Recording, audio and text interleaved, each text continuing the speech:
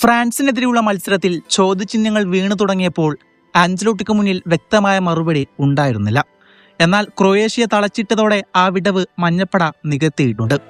മത്സരത്തിന്റെ തുടക്കം മുതൽ ഇരു ടീമുകളും ആധിപത്യത്തിനായി പൊരുതുന്ന കാഴ്ചയാണ് നമ്മൾ കണ്ടത്. 6-ാം മിനിറ്റിൽ മാറ്റിയാസ് ക്യൂനിയും 10-ാം മിനിറ്റിൽ വിനീഷ്യസ് ജൂനിയറും ഗോളെന്നുറപ്പിച്ച നീക്കങ്ങൾ നടത്തിയെങ്കിലും ക്രൊയേഷ്യൻ പ്രതിരോധം വിട്ടുകൊടുത്തില്ല. ക്രൊയേഷ്യൻ നിരയിൽ ലൂക്ക മോഡ്രിച്ചും ആന്ദ്രെ ക്രമാരിച്ചും മികച്ച നീക്കങ്ങളുമായി ബ്രസീലിനെ പരീക്ഷിച്ചുകൊണ്ടേയിരുന്നു. മത്സരത്തിന്റെ തുടക്കത്തിൽ ഇരു ടീമുകളും കരുതലോടെയാണ് നീങ്ങിയത്. മധ്യനിരയിൽ ലൂക്ക മോഡ്രിച്ചിന്റെ നേതൃത്വത്തിലുള്ള ക്രൊയേഷ്യ കളി നിയന്ത്രിക്കാൻ ശ്രമിച്ചപ്പോൾ ബ്രസീൽ വിങ്ങുകളിലൂടെയുള്ള വേഗമേറിയ മുന്നേറ്റങ്ങൾക്കാണ് മുൻഗണന നൽകിയത്. 20-ാം മിനിറ്റിൽ വിനീഷ്യസിന്റെ പാസിൽ നിന്ന് ഡാനില തൊടുത്ത ഇടങ്കാലൻ shot Croatian goalkeeper Livakovic അതിസാഹസികമായി രക്ഷപ്പെടുത്തി. പിന്നാലെ 36-ാം മിനിറ്റിൽ ജൊബാവോ പെഡ്രോക്ക് ലഭിച്ച സുവർണാവസരം ലിവാക്കോവിച്ചിന്റെ സേവിലൂടെ രക്ഷപ്പെടുത്തി.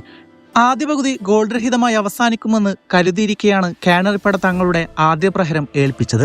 ഇടത് വിങ്ങിലൂടെ കുതിച്ചെത്തിയ വിനീഷ്യസ് ഡ്രാക്ക് ബാക്കിലൂടെ 3 പ്രതിരോധ താരങ്ങളെ കബളിപ്പിച്ച് ക്യാപ്റ്റൻ ഡാനിലോയിലേക്ക് കൃത്യമായ പാസ് എത്തിച്ചു.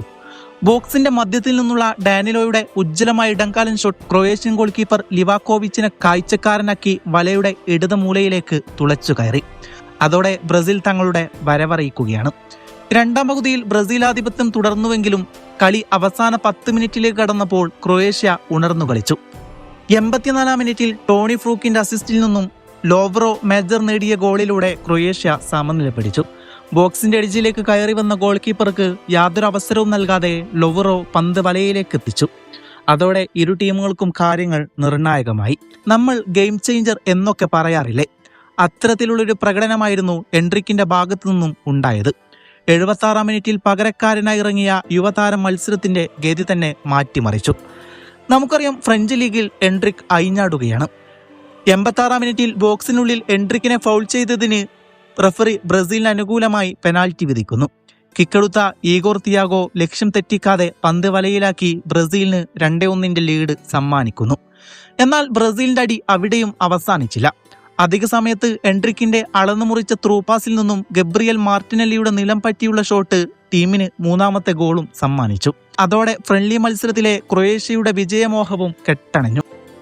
ബ്രസീൽ വിജയം നേടിയെങ്കിലും ആരാധകർക്കതൊരു വിഷാദ മധുരമായിരുന്നു. സുൽത്താനില്ലാതെ എത്ര തിളങ്ങിയാലും ആ തിളക്കം പൂർണ്ണമാകില്ല എന്ന വിശ്വാസത്തിലാണ് ആരാധകർ. ആഞ്ചലോട്ടി വേൾഡ് കപ്പിന് മുന്നോടിയായി ഇനി എന്തെല്ലാം മാറ്റങ്ങൾ വരുത്തുമെന്ന് കണ്ടറിയേണ്ടതാണ്. പ്രത്യേകിച്ച് നെയ്മറിന്റെ കാര്യം. ഒരുപക്ഷെ തന്റെ കരിയറിലെ അവസാന വേൾഡ് കപ്പ് തന്നെയായിരിക്കും ഇത്തവണ. അതുകൊണ്ട് നെയ്മറിലൂടെ സ്വപ്നം കാണാൻ തുടങ്ങിയ ആരാധകർക്ക് വേൾഡ് കപ്പിനായി ബ്രസീൽ ടീം മാറ്റിയെടുക്കുമ്പോൾ സ്ക്വാഡിൽ നെയ്മർ തന്നെ വേണം. കാത്തിരിക്കാം സുൽത്താന്റെ ആ തിരിച്ചുവരവിനായി.